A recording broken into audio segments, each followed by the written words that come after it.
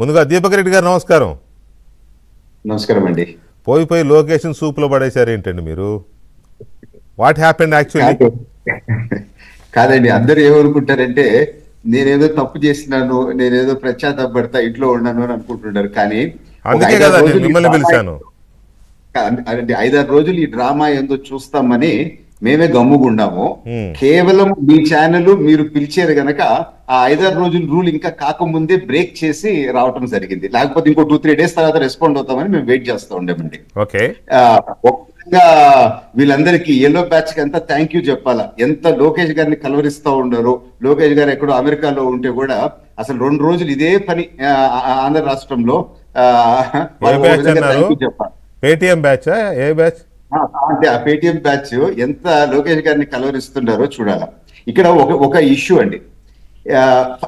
First ఇది actual గా start అయింది ఇండిగో చేసిన తప్పులు గవర్నమెంట్ ఏం యాక్షన్ తీసుకుంటది అంతే కదా, ఆ రెండింటి మధ్యలోనే కదా టాపిక్. అదే కదా ఇప్పుడు అది డైవర్ట్ అయిపోయి రిపబ్లిక్ టీవీ అర్నబ్ గోస్వామి ఏమన్నాడు, ఈ వైసీపీ బ్లూ బ్యాచ్ మీడియా అంతా ఏ విధంగా దీన్ని ప్రొజెక్ట్ చేస్తా ఉంది అనేది ఇప్పుడు ఆంధ్ర రాష్ట్రంలో ఇదైపోయింది. రెస్ట్ ఆఫ్ ద కంట్రీలో పెద్ద లేకపోయినా కానీ మీరు చూస్తే అసలు ఇటువంటి నెంబర్ ఆఫ్ విశ్లేషణలు, ఇటువంటి కథలు నేను అసలు ఎప్పుడు చూడలేదు. దాదాపు ఒక 20-30 వీడియోస్ అసలు పోస్టింగులు అయితే లక్షలు వెళ్ళిపోతా ఉండే. హూజ్ లోకేష్ అనేది అంటే అక్కడ ఉండే సమస్యని పక్కన పెట్టేసి ఎంతసేపు లోకేష్ గారిని టార్గెట్ చేసో లేకపోతే మమ్మల్ని తప్పు చేసి చూపించాలా అని చెప్పి ఎంత పగడ్బందీగా వీళ్ళు చేస్తున్నారు.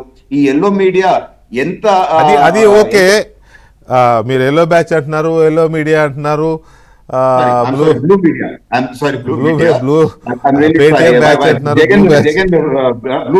సరే ఏదో మీడియా కానీ ఏదైనా ఇదే కానీ తప్పు చేస్తే ఎల్లో మీడియా లేకపోతే బూత్ చూపిస్తే బ్లూ మీడియా ఏదైనా తప్పులేదు ఎవరైనా. అయితే ఇక్కడ నేను మై స్ట్రైట్ క్వశ్చన్ అండి, మీరు ఎందుకు లోకేష్ పేరు ఎత్తారు? లోకేష్కి ఏమి సంబంధం?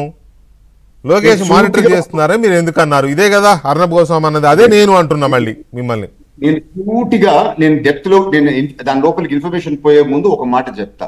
నందిని పంది అని అంటాం కరెక్ట్ కాదు అని అంటే నందిని పంది అనే దగ్గర కట్ చేసేసి కరెక్ట్ కాదు అనేది లేకుండా మొత్తం స్టార్ట్ చేసి వాళ్ళకి ఎట్ట కావాలో ఆ విధంగా మార్చుకోవటం ఎంతవరకు కరెక్ట్?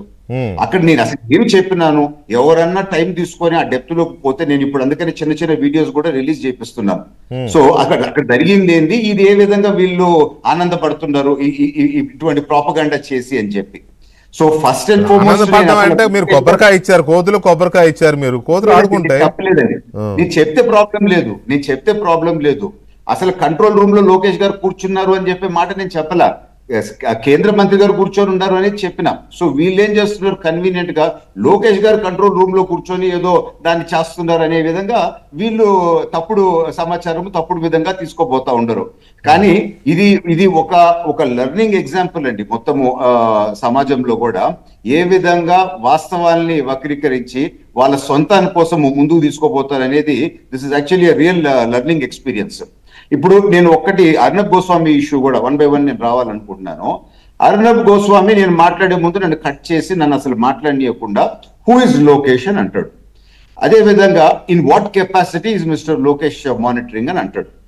నేను అడుగుతున్నాను, who is Arnab, in what capacity is ఈ క్వశ్చనింగ్ అని చెప్పి మేము అనలేమా? ఆయన జర్నలిస్ట్ గా ఆయన ప్రశ్నిస్తున్నాడు. అదే విధంగా ఒక ప్రజాప్రతినిధి లోకేష్ గారికి ఎక్కడో ఒక కువైట్ లోనో ఇంకెక్కడో నుంచో ఒక చిన్న కంప్లైంట్ వస్తే కూడా అన్న మాకు ఇబ్బందులు ఉన్నాయి అని చెప్తే ఆయన అటెండ్ అవుతాడు. సో మా పార్టీకి సంబంధించిన ఒక మంత్రి అక్కడ ఉన్నప్పుడు ఏమి జరుగుతుందో అని చెప్పి ఆయన అడగటం తప్ప? అసలు అంటే అక్కడ లోపల ఒక దురుద్దేశం వీళ్ళు పెట్టుకొని దీన్ని ఏ విధంగా చేశారో అసలు జరిగింది ఏందో చెప్తాను. రామ్మోహన్ నాయుడు గారికి ఫోన్ చేశారు, ఆయన బిజీగా ఉండి ఎత్తుకోలేకపోయినాడు. అక్కడ ఆయన చాలా హర్ట్ అయినట్టున్నాడు. కానీ ఏమైంది, ఆ మధ్యలో అక్కడ CNN News 18 యాంకర్లు ఎవరో ఉండేరో ఒక సెకండ్ బైట్ తీసుకున్నారు. ఈయన ఇంకా హర్ట్ అయినారు, ఆ ఛానల్కి ఇచ్చి మాకు ఇవ్వలేదు అని చెప్పి. అక్కడ జరిగింది అది. దాని ముందు రోజు పటాభి గారు పోయినప్పుడు పటాభి గారి దగ్గర ఏమన్నారంటే కరప్షన్ చేస్తున్నారు రామ్మోహన్ నాయుడు గారు అని అన్నాడంట. ఏ విధంగా నువ్వు ఇట్లా మాట్లాడతావు, ఇది కరెక్ట్ కాదని చెప్పి పటాభి గారు గట్టిగా ఇచ్చినాడు.